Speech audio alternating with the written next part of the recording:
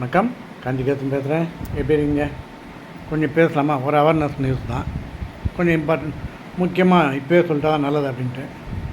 அதாவது என் ஃப்ரெண்டுனுடைய பையன், அவர் வந்து ஐடியில் ஒர்க் பண்ணுறாரு. அவருக்கு நேற்று ஒரு 5 மணிக்கு கிட்ட ஃபோன் வந்தது. ஃபோன் வந்துட்டு பேசுகிறவங்க ஹிந்தி இங்கிலீஷ் கலந்து பேசுகிறாங்க. இது மாதிரி உங்கள் நம்பர் வந்து உங்கள் ஃபோன் வந்து ஆக்டிவேஷன்லாம் நிறுத்திட்டோம், அதனால் புது நம்பர் இது தான் நீங்கள் யூஸ் பண்ணணும். ஏன்னா இப்போ எல்லா நம்பரையும் மாற்றிட்டு வரோம், அதனால் உங்கள் நம்பர் இது தான், இனிமேல் இந்த நம்பர் தான் தரேன்ட்டு அவன் ஒரு 10 நம்பர் தரேன், அதை நோட் பண்ணிக்கோங்க. இந்த நம்பர் உங்களுக்கு வந்த பிறகு ஒரு ஓடிபி வரும், அதை எனக்கு அனுப்புங்க அப்படின்னு சொல்லியிருக்கான். இவர் ஃப்ரெண்டுனுடைய பையன் இவர் சொல்லியிருக்காரு, இல்லை என் நம்பர் இது ஒன்றும் இல்லையே, இல்லை இப்போ எல்லாமே நாங்கள் வந்து இது டெலிகாம்லேருந்து தான் பேசுகிறோம், நாங்கள் அதுலேருந்து பேசுகிறோம்.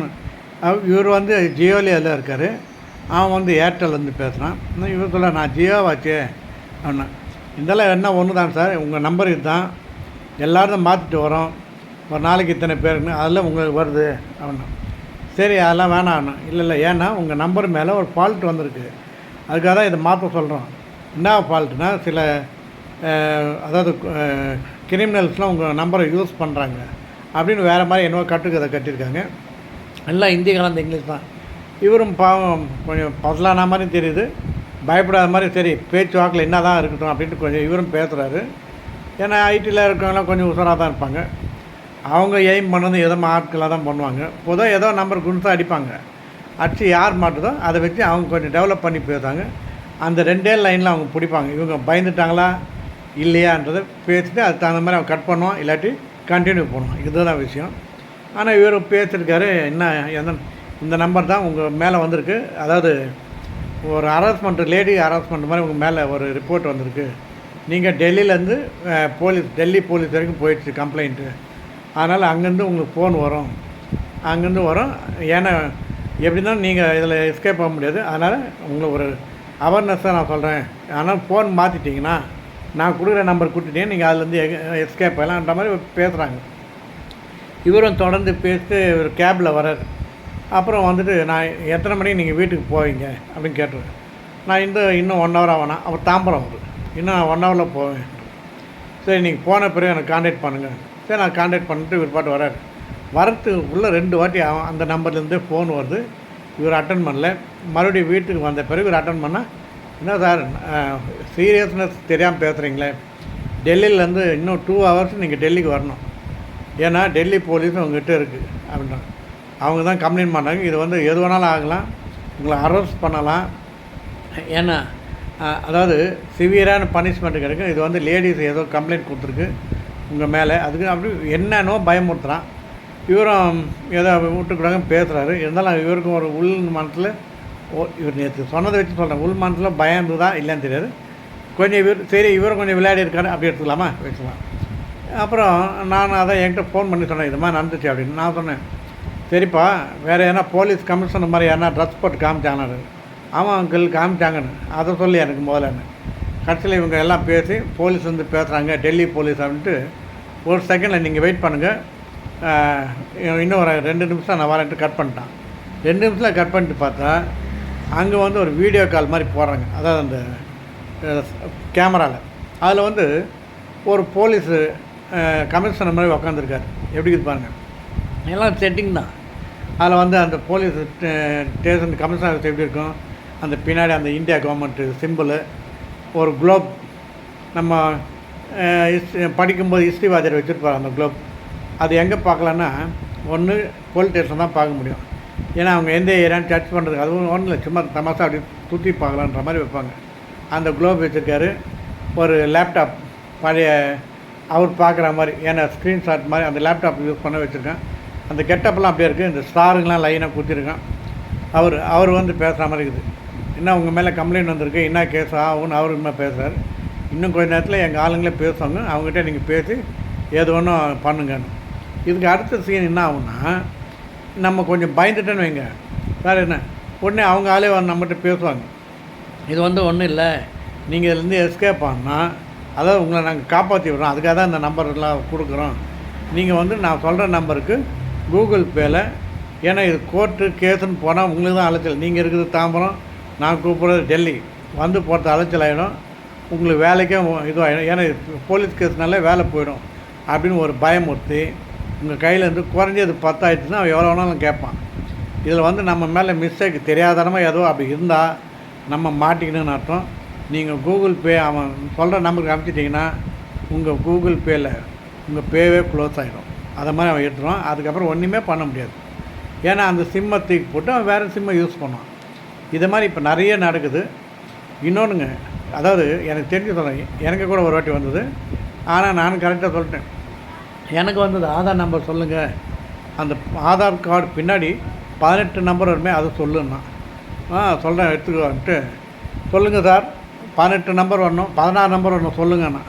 நான் சொன்னேன் 1 2 3 4 அப்படியே 16 நம்பர் சொன்னாங்க.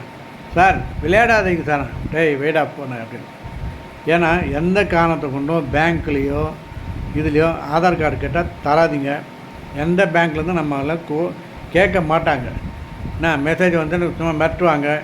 அதே மாதிரி இன்னொன்று, நம்ம வீட்டில் எத்தனை பேர் இருக்கான்ட்டு சும்மா குன்ஸாக அடிப்பாங்க. உங்கள் ஹஸ்பண்ட் வந்து வேலைக்கு போயிருக்காருல, ஆமாம் அவருக்கு இந்த இடத்துல ஆக்சிடெண்ட் ஆகிடுச்சு, அவரை நாங்கள் தான் ட்ரீட்மெண்ட் கொடுக்குறோம், உங்கள் கூகுள் பேயில் அனுப்புங்க, நாங்கள் அது ட்ரீட்மெண்ட்டுக்கு உடனே பைசா கட்டுறோம், நீங்கள் இந்த ஹாஸ்பிட்டலில் வந்து பாருங்கள் சொன்னால் நீங்கள் பைசா கட்டிட்டிங்கன்னா போயிடும். இது ஒரு விஷயம். நிறைய ஏமாத்தல் இருக்குது. இன்னொன்று இப்போது ஒரு போன வாரத்துலேருந்து ஒரு இது வருது. இந்த prime minister scheme, chief minister ஸ்கீம்னு ஒரு நோட்டீஸ் ஒன்று காமிக்கிறாங்க, ஜனங்கிட்டே காமிக்கிறாங்க. காமிச்சிட்டு இதில் சேர்க்கணுன்னா லோன் தராங்க 3 lakhsலேருந்து இத்தனை லேக்ஸ் அப்படி ஏதோ சொல்கிறான். சொல்லிவிட்டு அதில் உங்கள் அட்ரஸ்ஸு அது இதுன்னு ஆதார் கார்டு நம்பர் கேட்டால் வச்சுக்கோங்க. நம்ம என்ன பண்ணோம், லோன் தரேன்ட்டு நம்ம பயபக்தியாக ஆதார் கார்டு அந்த பாஸ்புக்கை காமிச்சிட்டோன்னா தீர்ந்து போச்சு கதை. அதோடு அவன் நம்மளுக்கு தரமாட்டான் லோனு, நம்மகிட்ட அவன் வாங்கிடுவான் லோனு. இதான் விஷயம். அப்படி ஒரு ஏமாத்துறாங்க. இன்னொன்று, இதை மாதிரி ஃபோன்னால் ஒரு 10 மணி மேலே தான் வரும். ஏன்னா பெரும்பாலும் ஜென்ஸுங்க ஆஃபீஸ் போயிடுவாங்க, வீட்டில் லேடிஸ் இருப்பாங்க. அவன் ஜென்ஸுக்கு ஆஃபீஸுக்கே ஃபோன் பண்ணி உங்கள் வீட்டில் உங்கள் யாருன்னா இது மாதிரி ஃபாரின்லேருந்து நம்பர் அனுப்பிச்சிருக்காங்களா, ஏதோ ஒன்று கேட்பான், ஃபாரின் போயிருக்காங்களான்னு. நம்ம கம்முன்னு இல்லாமல் ஒரு பெருமை, ஆமாம் போனாங்க, போன வரைக்கும் எங்கள் ஊரில் சிங்கப்பூர் போனாங்க அப்படின்னு சொன்னவங்களேன். அவங்க வந்து ஏதோ பார்சல் கேட்டிருக்கேன், அதில் வந்து அதான் இந்த கஞ்சா அதை மாதிரி கேஸ்லாம் வருது, அதெல்லாம் நாங்கள் பிடிச்சிட்டோம், அதுக்கு வந்து நீங்கள் இவ்வளோ ஃபைன் கட்டணும், டியூ கட்டணும், அது கட்டணும் இருக்குன்னு சொல்லி அப்படி ஒரு மிரட்டல் உண்டு. அங்கே உடனே அதுக்கு ஒரு போலீஸை காமிப்பாங்க. அவரும் அதே மாதிரி சிம்பிள்லாம் போட்டு ஜம்முன்னு உட்காந்துருப்பார், மீசைக்கு தான் வச்சுன்னு. அவர் தமிழ்லேயும் பேசுவார், ஹிந்திலையும் பேசுவார். ஆனால் ஃபுல் ஃப்ராட் போலீஸ் அவங்களாம். ஏன்னா இப்போ நிறையா நீங்கள் இப்போ ஃபோனில் சாதாரண நீங்கள் ரிங் பண்ணுங்களேன், நம்ம ஒருத்தர் ரிங் பண்ணால் அவங்க எடுக்க மாட்டாங்க. அதுக்கு முன்னே ஒரு வாய்ஸ் மெசேஜ் வருது நமக்கு, உஷாராக இருங்க, இதை மாதிரி ஃபோன் வந்தால் எடுக்காதீங்க அப்படின்னு ஒரு செகண்ட் அது போன பிறகு தான் நம்ம தொடர்ந்து நம்ம யார்கிட்ட பேசுகிறோமோ அவங்ககிட்டே ஃபோன் போகுது. அது பாருங்கள். ஆனால் எதுக்குமே பயப்படாதீங்க. இது மாதிரி நிறைய வருது. இந்த கவர்மெண்ட் ஸ்கீமை காமிக்க நான் லோன் வாங்கி தரேன், வீட்டுக்கே வருவாங்க. அவங்க கழுத்தாமட்ட போட்டு 2 போட்டு அனுப்புங்க, தப்பே கிடையாது. யாரும் எந்த வித ஃபோன் நம்பரோ ஆதார் நம்பரோ கேட்டால் கொடுக்காதீங்க. ஃபுல்லாக ஃப்ராடு தான் இது. முடிஞ்சால் போலீஸ் கம்ப்ளைண்ட் பண்ணுங்கள். அக்கம் பக்கம் இருந்ததுன்னா, உங்களுக்கு திறமை இருந்ததுன்னா அந்த நம்பரை அப்படியே அவங்ககிட்ட பேசிக்கினே நேராக போய் ஸ்டேஷனில் கொடுத்துருங்க. அவங்க ட்ரேஸ் பண்ணி பிடிப்பாங்க. ஆனால் இவங்க என்ன போகிறாங்கன்னா, பேசிட்டு அந்த சிம் கார்டு தூக்கி போட்டுருவாங்க. அவங்க கிட்டத்தட்ட 20-30 சிம் கார்டு வச்சுருப்பான், அதை யூஸ் பண்ணுவான். அதனால் நம்மக்கிட்ட இருந்து ஒரு 5000 கேட்டால் கூட அவனுக்கு போதும், அவன் பேசுறதுக்கான கூலி ஆகிடும். அதனால் தயவு செஞ்சு இதில் மாட்டிக்காதீங்க. அதுதான் நேற்று நடந்தது. அவன் சொன்னான், எங்கள் தாம்பரத்துலேயும் நடக்குதுங்க. தாம்பரம் எங்கே இருக்குது, டெல்லி எங்கே இருக்குது. டெல்லி கமிஷனர் ஃபோன் பண்ணி இவனை கூப்பிட்றாரு, இது மாதிரி தம்பி இது மாதிரி ஆச்சு, அவர் தமிழ் கலந்து பேசுகிறார் அப்படின்னு. அப்புறம் அங்கே போய் கம்ப்ளைண்ட் பண்ணாங்க. நம்ம ஸ்டேஷனில் தான் ஏதோ கம்ப்ளைண்ட் பண்ணால், இது மாதிரி நிறைய வருது சார், என்ன பண்ணுறது, கொஞ்சம் கேர்ஃபுல்லாக இருக்கும். போலீஸ் வந்து எவ்வளோங்க ஹெல்ப் பண்ணுவாங்க அவனுக்கு. இந்த கேஸ் தானே புரியும். அவன் எவ்வளோ க்ரைம் கேஸ்லாம் இருக்குது அங்கங்கே, திடீர்னு அது கொலை நடக்குது, அதெல்லாம் நடக்குது. அதனால் இதெல்லாம் நம்ம கொஞ்சம் உஷாராக இருந்துக்கணும். எதுக்கும் நம்ம பயப்படக்கூடாது மெயினாக. ஏன்னா நம்ம மேலே தப்பே இல்லைன்னா நம்ம எதுக்கு பயப்படணும், ஒன்றுமே கிடையாது.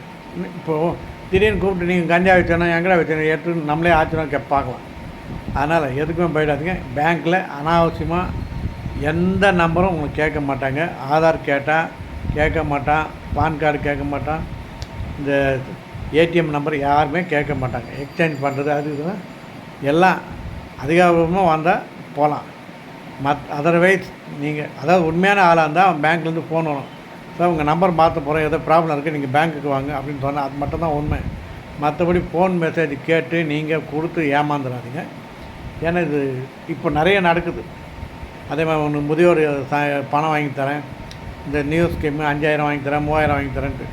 நேற்று கூட ஒரு பையன் ஏதோ ஒரு 82 வயசு பாட்டி ஏதோ ஒன்று பாவம் அந்த மாதிரி நடந்து போகிறாங்க. இவர் வந்து ஸ்கூட்டியில் ஏதோ வண்டியில் 2 வீலரில் போயிருக்கேன், ஹெல்மெட்லாம் போட்டுட்டு, பாட்டியம்மா உனக்கு நான் முதியோர் பணம் வாங்கி தரேன்னு சொல்லி அந்த அம்மா எங்கேயோ கொஞ்சம் தனியாக கூடிய மாதிரி கழுத்தில் போட்டு 3 செயின் எடுத்து போயிட்டான். அது பாவம், அது உடனே போலீஸ் ஸ்டேஷனில் கம்ப்ளைண்ட் பண்ணி அந்த கேமரா ஃபுட்டேஜ் வச்சு பிடிச்சாங்க. அண்ணன் மாட்டிக்கினார். நல்லா ஹெல்மெட்லாம் போட்டு முகத்தை முட்டை விட்ருவாங்களா. இப்போ தான் நம்ம போலீஸ் சூப்பராக இருக்குது, அடிச்சு தூள் கலப்பி அவரை கவனிக்க வேண்டிய இடத்துல. அதான் அதுக்கு என்ன அர்த்தம், பாத்ரூமில் வரைக்கும் விடுவாங்க. நான் போகும்போது நடந்து போகிறாங்க எல்லா அக்யூஸும், வரும்போது கட்டு போட்டு வராங்க. கேட்டால் அவ்வளோ வீக்காக அவங்க காலை உள்ளே கவனிப்போம். அதை மாதிரி போட்டு நல்லா கவனித்து அமைச்சாங்க. அதெல்லாம் பாராட்ட வேண்டியது உண்மையிலே, இல்லாட்டி இவனுங்களாம் திரும்ப மாட்டாங்க. அதான் விஷயம். அதுமாதிரி கொஞ்சம் கேர்ஃபுல்லாக இருங்க ஜனங்களே. ரோட்டில் வந்து எல்லாம் பார்க்கணுன்ட்டு செயின்லாம் போட்டு வெளியெல்லாம் போட்டு போகாதீங்க. ஏன்னா இப்போ நீங்கள் உங்கள் ஹஸ்பண்ட் கூட போவீங்க, அவர் வந்து வண்டியை ஓட்டு வரா இல்லை உங்கள் கழுத்தில் செயினை பார்த்துட்டு போகிறேன், எவனா போகிறேன் டப்புன்னு பிடிங்கி போயிட்டான். ஏங்க என்னண்ணா அவர் நான் சூப்பர் ஸ்டாராக அவர் இல்லை ஹீரோவா, இங்கேருந்து அப்படியே டை வச்சு அதை போய் பிடிக்கிறது, அவருக்கு வண்டி ஸ்கிட் ஆகும். இதெல்லாம் இருக்குது, கேர்ஃபுல்லாக போங்க. ஓகேவா? இதை மாதிரி நேற்று சொன்ன பிறகு அங்கிள் நீங்கள் கண்டிப்பாக இதை அவேர்னஸ் பண்ணணும், அதுக்கு நான் போட்டுடுறேன் சொல்லிடுறேன் அப்படின்னு சொல்கிறேன். இதை வந்து என்னுடைய வீடியோ இருக்காக கிடையாது, ஒரு அவேர்னஸ்க்காக போடுறேன். ஓகேவா? இதை பார்த்து கொஞ்சம் கேர்ஃபுல்லாக இருப்போம். வீட்டுக்கு யாருன்னா திடீர்னு வந்து நான் கேஸ் கடையிலேருந்து வரேன், டெலிஃபோன் கடையிலேருந்து வரேன், கொஞ்சம் தண்ணி கொடுங்க அதை கொடுங்கன்னு சொன்னால் நீங்கள் கொஞ்சம் அப்படி அசந்திங்கன்னா ஸ்ப்ரே அடிச்சிடுவான். இந்த பிக் பாஸில் ஓவியா சொன்னால் அது மாதிரி ஸ்ப்ரே அடிப்பாங்க, இல்லை கட்சி பட்டு மூக்கில் வச்சு நம்ம காலி. இதெல்லாம் இருக்குது. யார் வந்தாலும் சேர்க்காதீங்க. இந்த கோயிலில் டொனேஷன் கொடுங்கன்னு ஒரு கும்பல் வரும், கண்டிப்பாக சேர்க்காதீங்க. யாராக இருந்தாலும் கேட்டுக்கு வெளியே அப்படியே தேர்த்துங்க. யாராக இருந்தாலும் கவலையே கிடையாது. எதுனா நாங்கள் பார்த்துக்கணும்னு சொல்லுங்கள். இந்த சாமி பக்தி வச்சுன்னு வருவாங்க, நம்ம வீக்னஸ் அவங்க தட்டிட்டுவாங்க, வேறு ஒன்றும் இல்லை. நீங்கள் பாடு ஆண் இருப்பீங்க ஏதோ கஷ்டத்தில், உங்கள் முகத்தை பார்த்தா கஷ்டமாக இருக்குது, நீங்கள் இந்த சாமிக்கு எப்படி பண்ணுங்கள் அப்படி பண்ணுங்க, இந்த மந்திரவாதிங்க தோசைக்காரங்க இவங்க எல்லாமே இதில் அடக்கம் தான். அதாவது இன்னொன்று கூட, இந்த தோசத்தில் எனக்கு இது இல்லைங்க, போனால் பாதி நெகட்டிவாக பேசுதான், பாதி பாசிட்டிவாக பேசுவாங்க. அந்த நெகட்டிவாக பேசுறதெல்லாம் பாருங்கள். இப்போ காஞ்சிபுரம் கோயிலில் எவ்வளோ பரிகாரம் இருக்குது. இப்போ நானே போய் எனக்கு என்ன எங்கே பரிகாரம்னா, எனக்கு இங்கே இருக்கும் எல்லா சாமியும் இங்கே இருக்காங்க. ஆனால் அவர் என்ன பண்ணோன்னா, நீங்கள் கும்பகோணத்தில் போய் பரிகாரம் பண்ணுங்கம்மா, இல்லை நீ தஞ்சாவூர் போகணும். அதே அங்கே இருக்கிறவனே நீங்கள் காஞ்சிபுரம் போங்க, ஏன் இதே சாமி தானே அங்கே இருக்குது அப்படின்னு நம்ம கேட்க முடியுமா? ஐயோ அப்படியா சாமி அப்படின்னு நம்ம போவோம். அதுதான் நம்மளுடைய வீக்னஸ். அதனால் இதுக்கெல்லாம் இது பண்ணாதீங்க. நம்ம வீட்டிலையே இருக்குங்க, பூஜை ரூமில் போங்க, உங்களுக்கு என்ன சாமி வேணும் வர வைங்க, மனசார கும்பிட்டாலே அந்த சாமி வந்து நம்ம அருள் போய் அவ்வளோதான். என்ன போட்டுருங்க. இதுக்கு நம்ம அலைச்சல் வேணாம், பைசா வேஸ்ட்டு, மனசும் கஷ்டமாக இருக்குது. எதுக்குமே கவலைப்படாமல் ஃப்ரீயாக இருங்க. இந்த அவேர்னஸை மனசில் வச்சுக்கோங்க. ஏமாறாதீங்க. பெரும்பாலும் நம்மளும் மற்றவங்கள ஏமாற்றாமல் இருப்போம். கரெக்டாக? ஏன்னா அது நம்மளும் ஏமாற்ற மாட்டோம். பெரும்பாலும் சின்ன விஷயத்தில் சில பேர் ஏமாற்றி பார்ப்பாங்க, கொஞ்சம் தானே தட்டி விடலாமே அப்படின்னு. அது மாதிரிலாம் ஏமாற்றாதீங்க. நீங்கள் அது மாதிரி சின்ன விஷயம் நம்ம ஏமாற்றணும்னு வைங்களேன், இந்த வாசப்படில் அவனை தடி விட்டோன்னா வெளி வாசப்படில் நம்ம கண்டிப்பாக விழுவோம். அது மாதிரி தான் பனிஷ்மெண்ட் இப்போ இருக்குது. அதெல்லாம் முன்ன, அதாவது எதனா பண்ணால் பிற்காலத்தில் இப்போ அப்படி கிடையாதுங்க, அடுத்த செகண்டுங்க. இங்கே வேணும் அடிச்சோன்னு வெளியே போனால் நம்மளுக்கு தர்மம் அடிக்க சரியாக இருக்கும். அதுதான் விஷயம். ரொம்ப பேசிட்டனோ, அதான் இந்த அவேர்னஸை பற்றி பேசுகிறேன். கொஞ்சம் டைம் இருந்தது, அதான் விஷயம். இன்னும் இந்த வாஷிங் மிஷின் ரிப்பேருக்கு வரேன்னாரு, அதுக்காக வெயிட் பண்ணுறேன். ஏன்னா வாஷிங் மிஷின் நேற்று போக வந்துச்சுல்ல, அது பார்க்க மாட்டான். ஓகே, மீண்டும் சந்திப்போம். பாய்.